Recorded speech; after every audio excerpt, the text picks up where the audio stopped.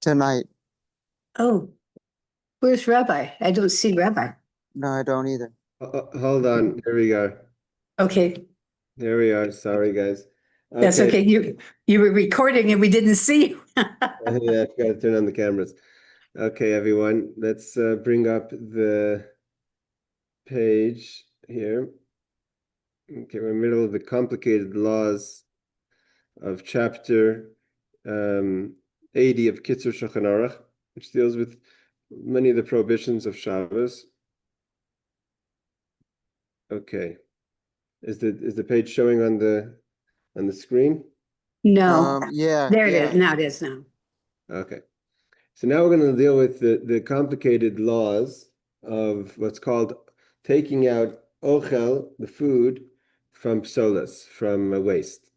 So if you have something that you want to eat versus something you don't want to eat, how are you allowed to separate it? And it touches on a few things, but mainly the issue of borer, of choosing, which is one of the separating, which was one of the prohibitions on Shabbos. So let's say you have, it says ochalam urvim solas. You have foods mixed with solas. Solas is waste. So foods that you don't want to eat. It says mutar livror es ha'oichel mitoich hapsolas. So you could take the food from the waste, not vice versa. You can't take out the waste from the food. So if there's waste that falls into your food or is mixed with your food, you can't separate the waste from the food. On Shabbos, you could take the food out of the waste. You can't do it like in an organized way with the utensil. Only with your hand. So you couldn't take, let's say, a fork and separate it. Another condition. So we have so far three conditions. First condition is that you can't take the waste out of the food. You have to take the food out of the waste. Number two is you can't use the utensil. You have to use your hand. Number three is only if you're ready to eat right now. So we have the idea of achila miyad, which we've seen over and over again, that things that are permissible on Shabbos, that we may be concerned that shouldn't be permissible, is only allowed if it's miyad, if we do it right away. And here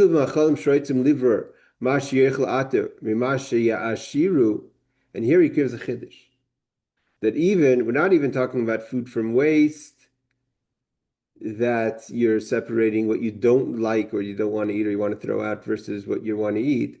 But even if you want to separate foods from foods that you want to eat later, so if let's say you want to separate some food and say I want to leave this for later, so tzrichim hizar, you have to be careful. That you don't take away what you want to leave for later, but take what you want now out of what you want to leave for later. So the food, basically, what the Shulchan Aruch is teaching us is that what's not considered miyad, whatever is not now is considered psolas. It has the same idea as waste. And not to choose what you want, and to leave the rest. So you have to hold on. And not to choose what you want to leave for later and put that to the side. Yes, Aaron. So if you're so you're taking out food, you're taking out the food you want to eat. You want to serve it to guests. Using your hand's not an option because no one's going to eat from your hand. So you can't do it? Well, let's see. I mean, I hear what you're saying, and we're not talking about like when we mean utensil kli, we mean like a special serving kli. But if you come in, let's say, with your fork, which you're eating, which is like an extension of your hand. Today we don't eat with our hands, right? So the fork is like an extension of our hand. Is different than what we're talking about over here, like using a special utensil to separate it. Now, next question.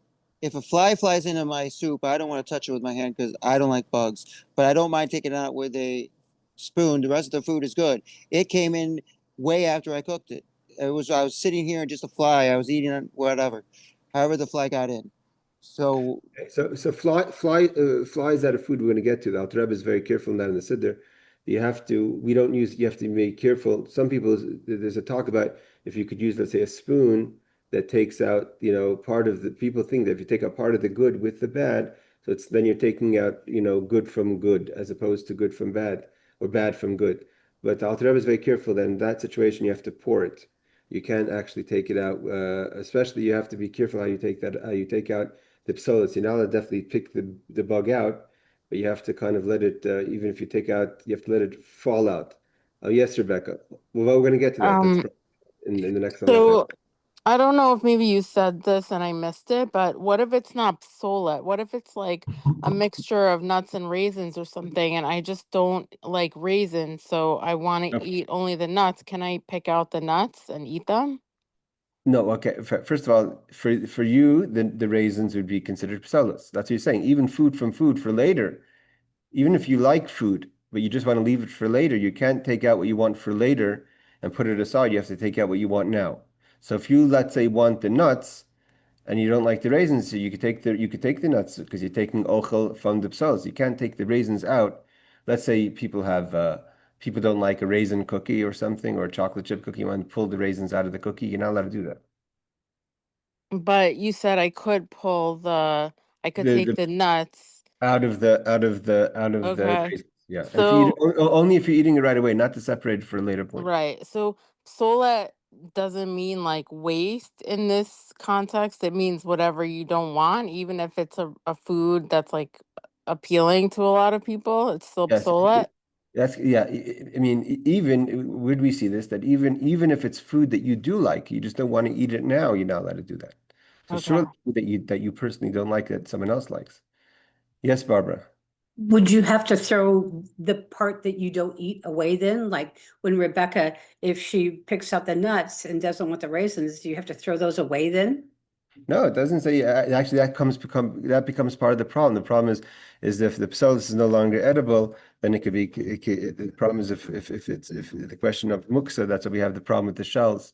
That once you take the seeds out of the shells, and the problem is if you're gonna the shells become now they're not part of the food anymore. So if it becomes muksa or not. But no, you don't have to throw it out. You don't have to throw it out. In some cases, you're not allowed to throw it out. But even here, we're talking about the idea is that if you take the food out of, let's say, you take the nuts out of the raisins, especially if someone else is going to eat it, you don't have an obligation to throw it out. It's baltashchas if someone else is going to eat the raisins. Okay, So he thank you. says, that's a good question though. But so here he says like this: "V'lo livrar masharetz maniach." You shouldn't take what you want to leave. Let's say again, what would be the example? I don't know. I'm going to cut out a piece of kugel and put it to the side so for tomorrow. So kimasharetz maniachat. You have to first you take out what you want now. Chashav ichel. So here this addresses exactly what Rebecca was asking. So this is the definition. Kima shiraitzim echel ata, what you want to eat now, chashav ichel, that's called food. Uma shiraitzim aniach, whatever you want to leave to the side, whether it's for you or for someone else or for you at a later point, it's chashav psalus, it's considered waste. Waste is not the definition of the article of food that we're talking about as an entity, but as it relates to the meal you're eating now. If you don't want it now, even if you want it later, that's called waste. That's what he says. Afilu liklaif shum oibitzalim walanicha asim mishum bayr. And here he adds that you can't even peel the garlics and the onions to put it on the side. That would be considered bayr. If anicham to put on the side, if you can use them right away, it's obviously different. Hold on, Aaron.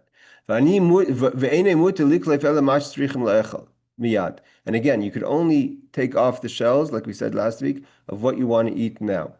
Now here he comes to another halacha, which is of interesting halacha because it could apply to people in a regular setting at home. So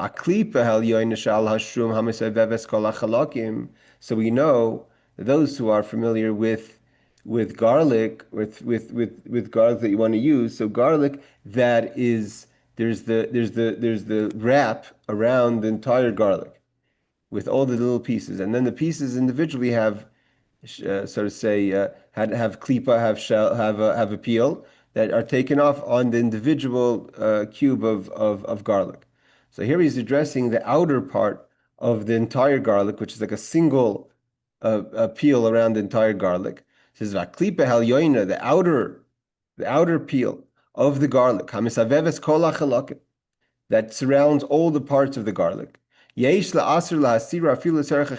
opinion to not that should be considered so wasteful that you should not be able to take it off, even if you want to eat it right now. And he says in the footnotes, because that's, or he says it actually right here, Mishum Dahavim Mefarik. That's like Mefarik, which is a byproduct of thrusting. So we said we learned last week about the peels, when it's considered Mefarik or not. But he considers that the outer part of the garlic, the most outer part of the garlic, is so separate from the garlic that that's considered mefarik, which is a tolda of disha of thrusting.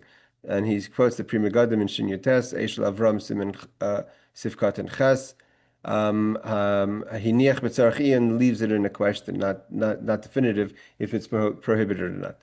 Okay, yes, Aaron, before we go to the footnotes. Are you allowed? Okay, so it's best, if you know anything about steak, to cut the steak when you're ready to eat it. So if you cut the whole steak at your dinner table, and you know that maybe half the steak you're going to use for Saturday, and this is Friday night, is that allowed to cut the whole steak, or should you only cut the part you're going to eat? But here you're not really. We'll get into cutting in a second, because cutting, it depends. It depends on obviously how you're cutting. If you're dicing, because there's difference in grinding, and there's different halachas. Just cutting meat in itself is not a prohibition. But if in general we don't prepare for one day for the next day. So if you're able to leave to cut it the next day, it's better. But if the only way to cut the steak now is to cut the whole thing, is different. So if the only way to eat the steak now is to cut it entirely, although you know that part of it's going to be eaten later, that's okay, because you don't know. Maybe you're going to eat more if you're still hungry. Thank you. Rebecca. Let's say I'm cutting up a melon to eat, like, to serve right now, and there's like a part of the melon that's like not good, like black or something. Is it okay to not not remove that part, but to use the rest of it and not use that part of the melon and throw Yeah, that part out? because then you're bar oichel mipsailus. You're taking the food away and leaving that becomes like part of the peel. You're leaving it on the side. But what's the Okay. difference? What's the difference? I mean, if I cut it, there's no difference in my thinking. I'm probably all Well, wrong, the difference may be, let's say you have a bruise on an apple, right? right? So to take a knife and cut out the bruise and throw it out, and then just eat the rest of the apple, that would be taking waste out of food. But if you're slicing up the melon and you're just taking away from the melon the parts that you want to eat and leaving the peels and the bruised parts away, then you're taking the food away from the melon. In the case of the apple, where you're holding the apple, want to eat the apple, you just have a bruise, you want to cut it off. That's different. Okay. Yes, Rebecca. Um, Yeah. yeah, sorry. I don't know if this is part of something else, but like a fish that has bones or like meat that has like fat on it, like do you have to put the whole bite in your mouth and spit out what you don't want? What you can't, like No, fat and bones are not because chewable, or no, can you like just eat around it? I mean, even eating around the chicken, if you're eating a piece of chicken, you're eating around the bone. But here you're taking the food away from the waste. You're taking the food away from the waste. To pull the bones out with your hands out of the fish is different than eating around the waste. Wait, so like let's say like I go somewhere and they serve me like a slice of salmon or some other fish, and as I'm chewing it, I feel, or let's say I see there's a small bone in the fish. So what am I supposed to do?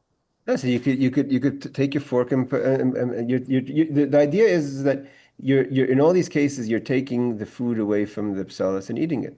Okay. You're leaving the bone on the plate. But you can't like remove the bone. You have to just take the But to food that to you to pre want. to pre to pre-remove the bone is complicated, yes. Okay, got it. Thanks. It says oichel now pretty much. Oichel hama'urvim oh, so he says that, sorry, 64. 64 says psolas, which means waste, refers to matters that are presently unwanted. So here he defines it right away in footnote number 64, that the definition of waste in this halacha is not what you consider waste, let's say, that you're going to throw out, but anything that's not wanted now, even if you want it later, never mind if someone else wants it later, is considered waste. So it says you may separate the food from the psolas.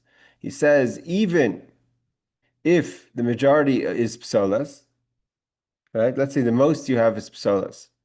However, most poskim disagree in this ruling with this ruling. So he brings down that this is the Pri Megadim. So the Kitzur Shulchan Aruch is being very strict. That he says that even if the psolis is the majority, so you can't take out the psolis, you have to take the food out.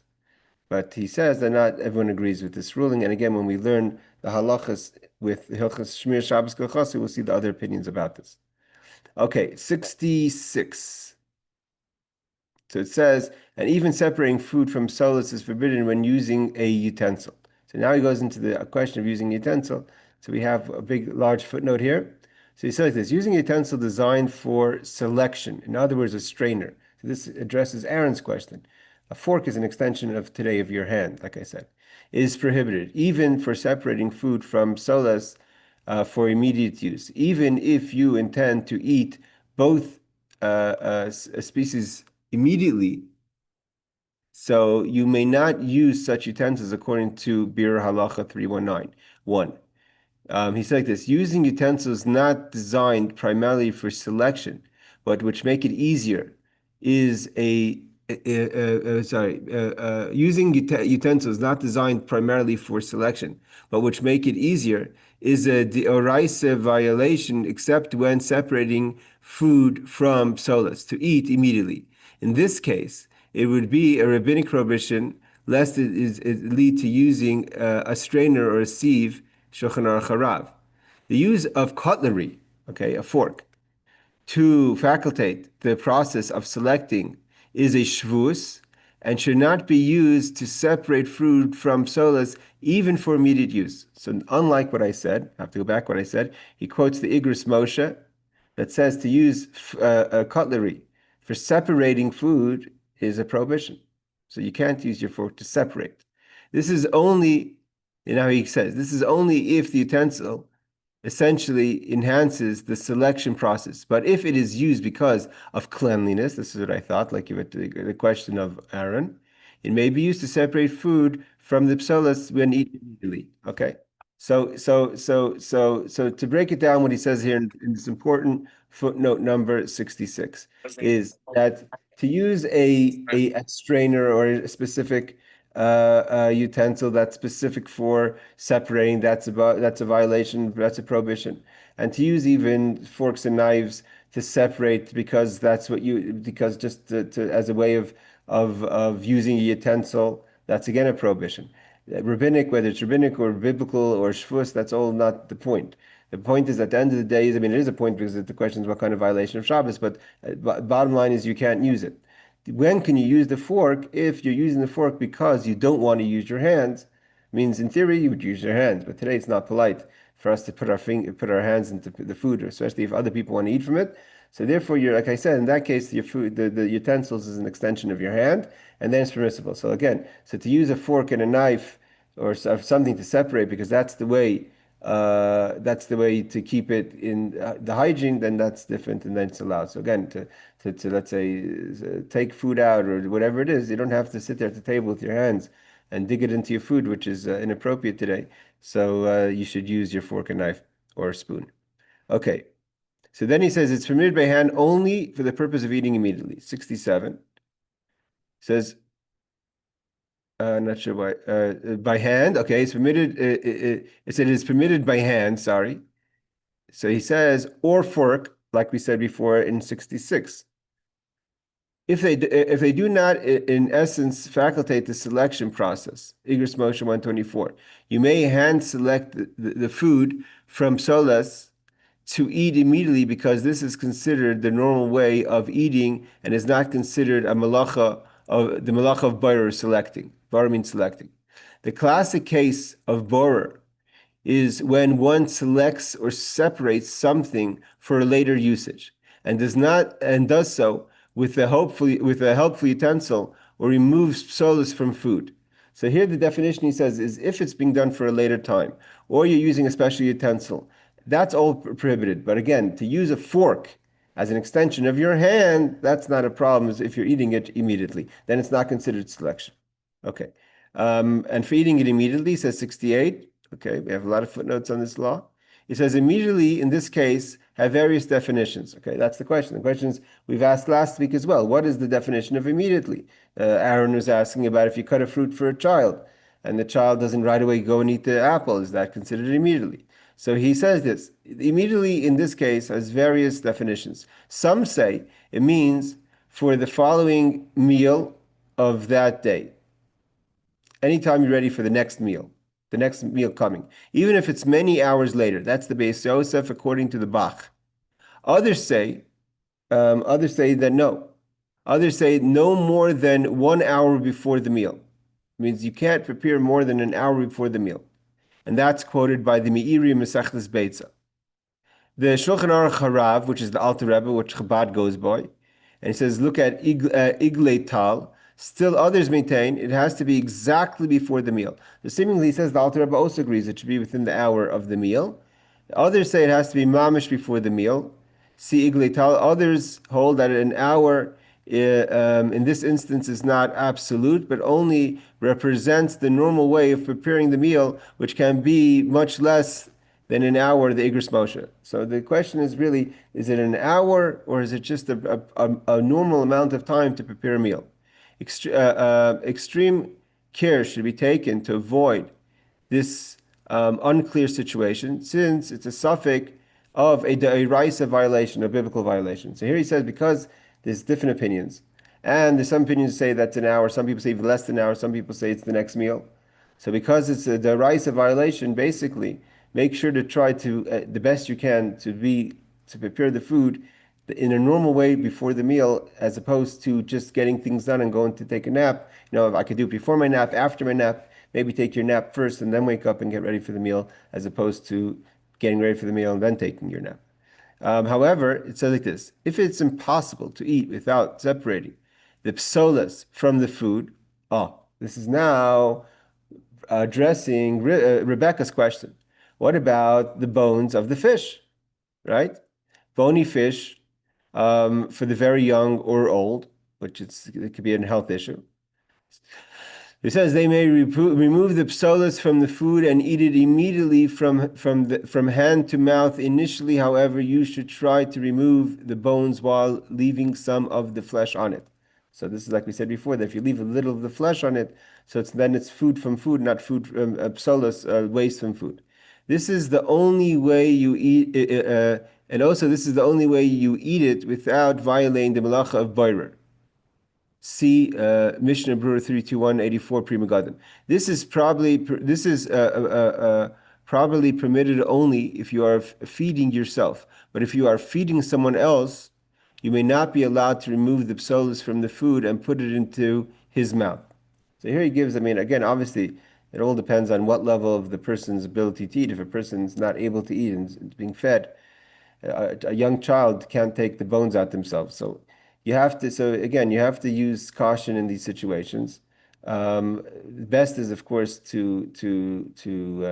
some people will put the fish in their mouth and take it out with their hands, but again, if that's not polite, so you have to take a little of the fish out, a little of the flesh as well. Then you're not just taking the waste from the food, but some food from the food as well. But these are all in extreme situations. If there's ways to do it, obviously, without having to take the waste out of the food, that's one of the reasons why, by the way, that's where gefilte fish comes from. I don't know if anyone knows the reason of gefilte fish. One of the reasons gefilte fish came into being, which is a Jewish food, obviously. You're not going to find gefilte fish. Maybe people like gefilte fish, but you're not going to find gefilte fish as a non-Jewish food, is because of the issues of the bones. Yes, Aaron. Okay. So if I have a piece of chicken and I peel all the chicken off the bone and then I eat it right away at that meal, or which is permitted, or I have to peel a piece off, eat it, peel a piece off and eat it. Because if I peel all the meat off at once, if my mind is saying I'm peeling what I want to eat, but my mind could also say I'm getting rid of the bone. So sometimes I'm thinking it has to do with your thought process as well. Okay, but also, that's true. But first of all, everything has to be done right away when you're eating. Anyone who's eating, anyone who gets served a piece of a thigh or even a breast of chicken, and you have it on your plate, most people are eating the meat of the chicken around the bone. No one is cutting through the bone and putting it in your mouth, right? So that's how you eat chicken, is you're taking the food away from the basolas.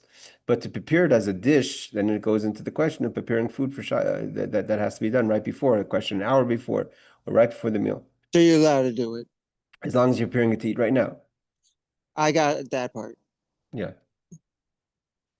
So here, let's go for footnote number 69 is on what issue here? 69 is talking about, food from food for later. So he says, according to the Mishnah Brura, Rambam's view is that doing so constitutes a definite violation of Borer. So taking food away from other food for a later point is also Borer, which means separation. Okay, 71 is we're talking about you're permitted to peel only what you need for eating, which was talking about the taking off the peels of the garlic. So like this, even though you are separating the psolas from the food, which is prohibited, even if done for an immediate meal, since there is no other way to remove it from the peel, like if the peel is covering like we said before, if the peel of the garlic is covering the cube of the garlic, you have to take the peel off. So there's no other way to remove it from the peel. This is the way it is eaten and is not considered bar. That's not considered selecting, because selecting is only like you're making a choice. There's no choice here. That's how you eat garlic. So therefore, you can only do for what you need right now. He says in footnote number 72, the Magen Avram considers apples in the same category as garlic or onion, and so does the Mishnah Brura, meaning to take the peel of an apple off an apple, if is the same as garlic, which he says basically can only be taken off, even if you can't use a peeler for sure. But even if you don't use a peeler, if you use a knife, it can only be taken off if you're eating it right away. Okay. Number 73 is talking about the peel of garlic, the outer peel of garlic. So here he says like this. Hold on. Yeah. Hold on. That mefarek, even for immediate use, is prohibited. So mefarek. So the case of the peel on the individual is not so much mefarek like the case of the outer peel, which is mamish, totally nothing to do with the garlic itself.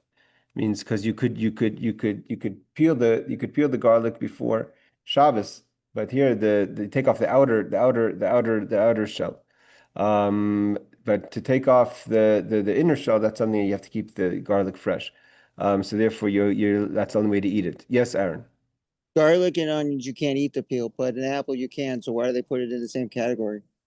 I was thinking the same thing. Maybe I mean, who does he quote over here? Maybe those days he quotes the Mishnah Brura the Mishnah Brura lived only before the war in the 20s.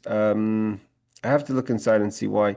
I think what he means to say is that the peel of the apple has is the same idea, like it's the only way to get to, if you want to get to the apple without the peel, in theory, right? You could only get to the apple without the peel. It's very attached.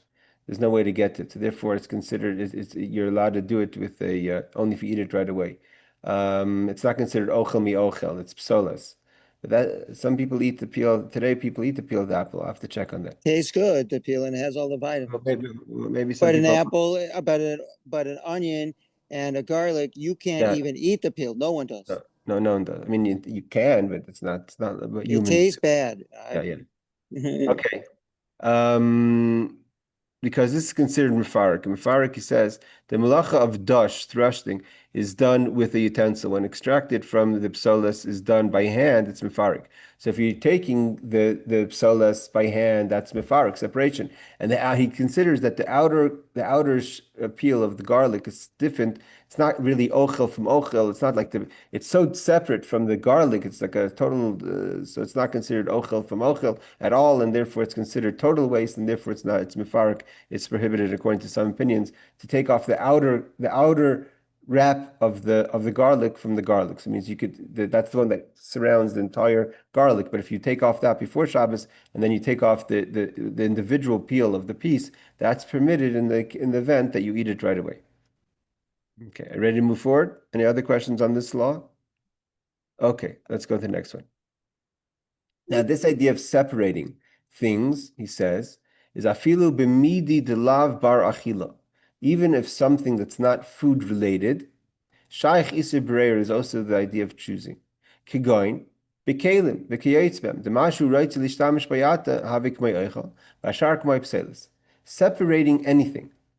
So how you separate, if you want to take one thing from the next, don't take away the psoles, the waste, which it's not, again, waste is not defined by throwing in the garbage. Waste is defined by something you don't want now. Something you don't want now should not be taken away from something you want now. Rather, take what you want now from the pile. So, for instance, let's say taking utensils, forks and knives, clothing, whatever the thing is, you don't take the thing you don't want, you take the thing that you do want. And that applies to not just food, but any kind of things that in any kind of level of selection, you have to select what you want, not to select what you don't want. Okay. Footnote number 75. He says, okay, such as utensils. Let's see 75. Most poskim, and he quotes the Chai Adam, the Mishnah Berurah, the Aruch HaShulchan, Stop it. agree, hold on. Most people, he says, the Chai Adam, Mishnah Berurah, and Aruch HaShulchan agree that borer applies to clothing, silverware, dishes, forim, even books, etc.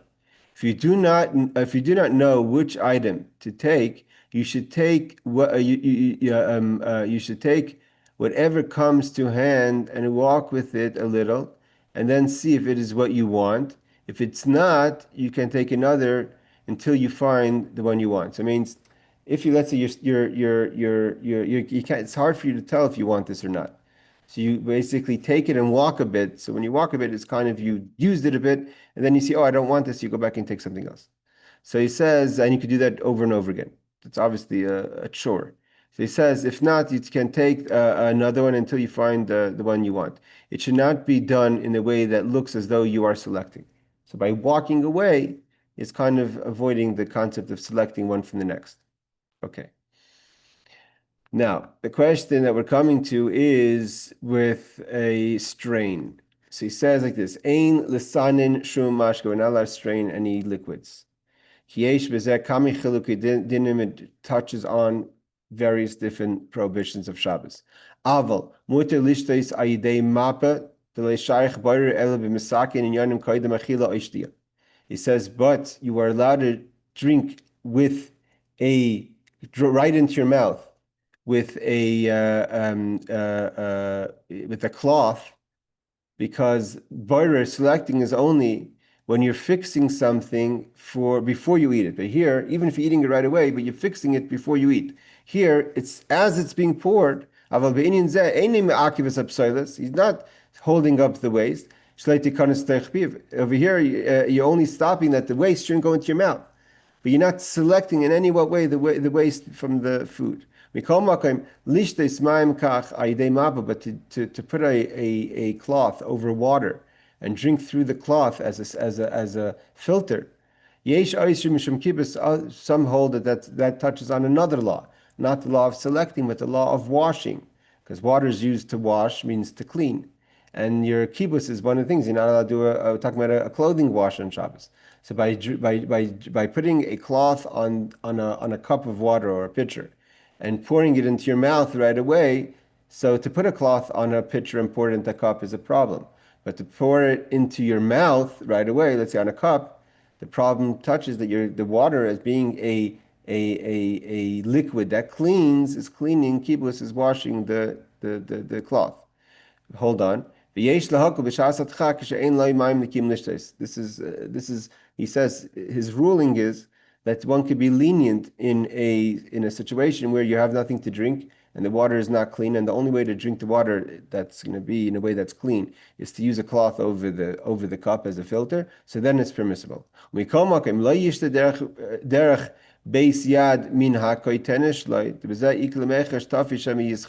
says, however, you should not drink through your shirts, your shirt sleeve. It means use your own sleeve as a filter, because then he says the fear is that that you're gonna squeeze it out because you're wearing it. If you use a cloth that's on the side or something, you can just leave it because yischait, to try to squeeze out the liquids is prohibited on Shabbos. And if you're wearing it if you're using your shirt, you may squeeze it out because you're wearing it. Yes, Aaron.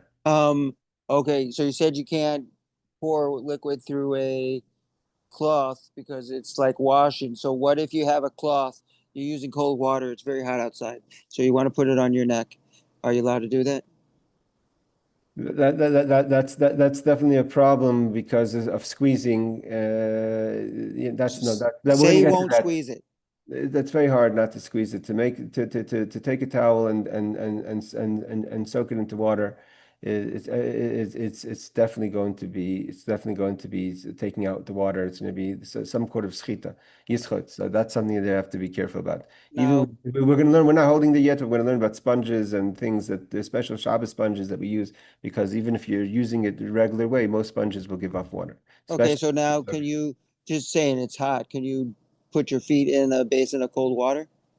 That's something different. Putting your feet in cold water, you're putting your feet, you're not using a thing. Or you could take out a dry thing from the freezer. It's not liquid, it's not wet.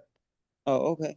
So here he goes like this. It's forbidden to strain any liquid. 76. We're just going to finish this law and open up the questions. Straining a liquid from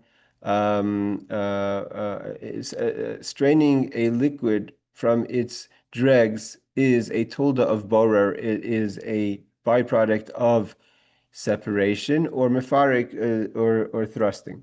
That's according to the Rambam. Okay, the thrusting, I think it's pronounced. 76, 77 is but to drink through a cloth to strain the water.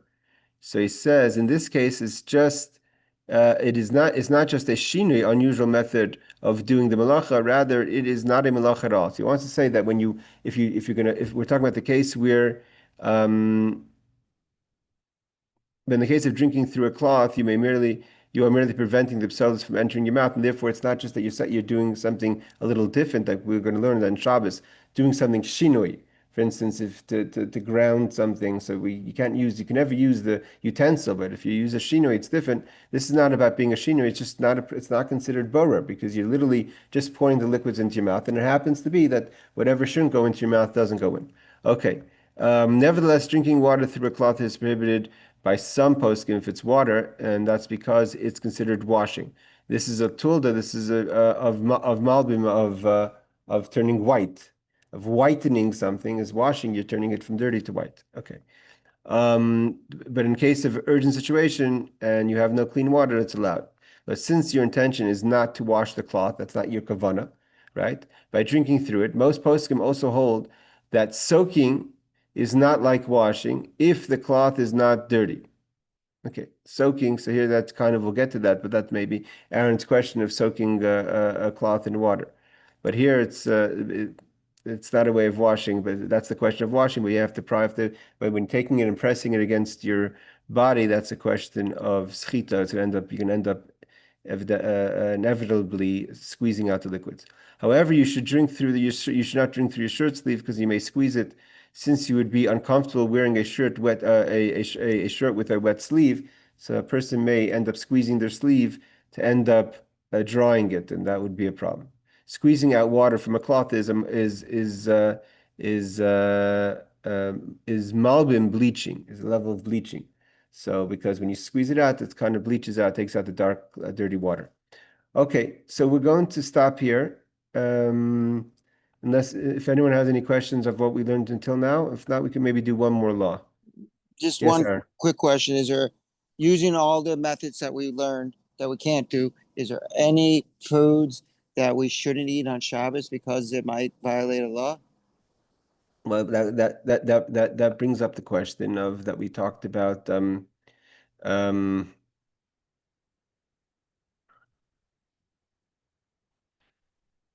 that brings up the question of some people, the Chabad, but for instance, we don't eat the nuts. We don't eat nut seeded because it's even though it's food from food, but because of the problem that we may end up touching the shells and they become muksa. So in Chabad, we don't eat seeds. But yeah, I mean, and also we learned if you're not going to eat it right away, that's all the questions of when you were going to eat it. But as long as most things we've come to, for instance, garlic, it seems like he's careful that not to eat. If you only have garlic that's covered in its outer shell, it seems like according to the Kitzur Shulchan Aruch, one should avoid eating those garlics if that's the only thing you have in the house. Yes, Rebecca. I think you might have covered this already, but in terms of like peeling like a carrot or a cucumber, you could use a knife to do it, but not a peeler, and it has to be for immediate use. Is that right? Yes. Okay. Thanks. Okay. Z, you asked about what about a water filter like a Brita? The problem of the water filter is how you filter the water. When we talked about using a cloth, first of all, we have the question of using a cloth on water. Those who say you're not allowed to do it because it's considered malvim, it's considered bleaching when it comes to water. But let's say if in a situation where you're allowed to use it, the only time you're allowed to use it is when that the liquid goes directly into your mouth. Using a filter that's filtering in order to have clean water, even in, let's say, a pitcher. That's if you have a filter on a pitcher and you pour it into a cup, is different than if you have a filter on the cup and pouring it into your mouth. Yes, Aaron. But okay, using New York as the example, they claim there's that bug in the water, like a brine shrimp, and you can't see it, but some people can. So there's a whole group of people who won't drink the water unless it's filtered because it has. They know now that it has that bug in it, and that bug's not kosher. So what do you do if you can't use like even a Brita filter? No, okay. If you're talking about parasites or things that you can't see that are in the waters and people are careful of that, that's not just New York, that people care for that everywhere. So again, to have a filter on the cup is different than filtering out the water before Shabbos. Then you're separating the food from the psolas. And when we're talking about filter, we're talking about using a strainer. Now, people who have the filters in their sinks. There's some people that have the filter that's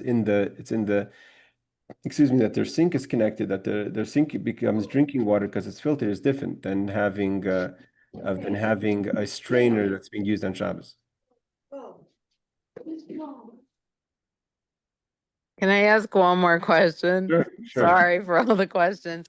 There are some people who brew coffee by like they put, I guess, the ground up beans in this like filter that goes on top of the cup and then they pour hot water over it. You definitely cannot do that on Shabbos, right?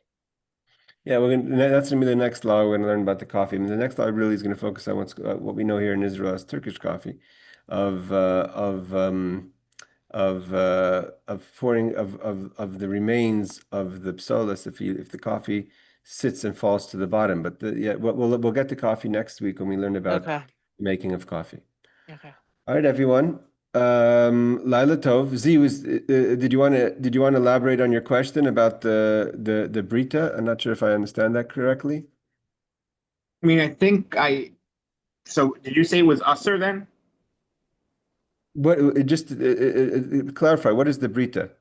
It's like a big pitcher, and it has you pour water on top, and it has a filter, and then the water drips down to the bottom. Yeah, that's a problem. That's a problem because that's straight up straining the water. You're allowed to, if you had something like that on your cup and you strapped it to the top of your cup and then drank like that, it's different because then here what you're doing is you're preparing the water, and then whenever you drink the water, you drink it. It's not going straight directly into your mouth. While you were talking, I Googled it. I see what you're talking about. It's like on a pitcher. It's inserted into the pitcher that cleans it. Yes, so that would be a problem in Shabbos. I have to check to be honest with you, Barbara, going to get to you in 1 second. I have to check to be honest, the filters that are used, because today people have filters on Shabbos even. They have filtered water, and they also have filters in their sinks. A lot of today people have built-in filters into their water systems. So that's okay. That's different than creating mean, that Mr. Rabi falls into the category that's how the water comes out always from you're not filtering it. That's how the water is. It's a setup system, whereas it's not a special utensil that you're using on Shabbos and placing, like the birder is a insert to the pitcher, is different than something that's connected to the pipe system of the house. I'm assuming that would be the difference. Yes, Barbara. I was just gonna ask, but if you took that insert out of the picture, or you, could you still use it? Well, the pitcher itself, is nothing wrong with the pitcher. Oh, Yeah, you but mean you can, you mean after you filtered the water? right, No, you're not allowed to, the act of filtering the water is the problem. okay. But, Means so, you're not allowed so long as that, you're not allowed to filter water on Shabbos. right, but if I take the filter out and I just have the water in the pitcher, can I do that? Oh yeah, that I mean because then you're not filtering it, it's just a pitcher. Okay, To, that, to that's what I put to wanted. put to put water So how do you get let me just ask a simple question.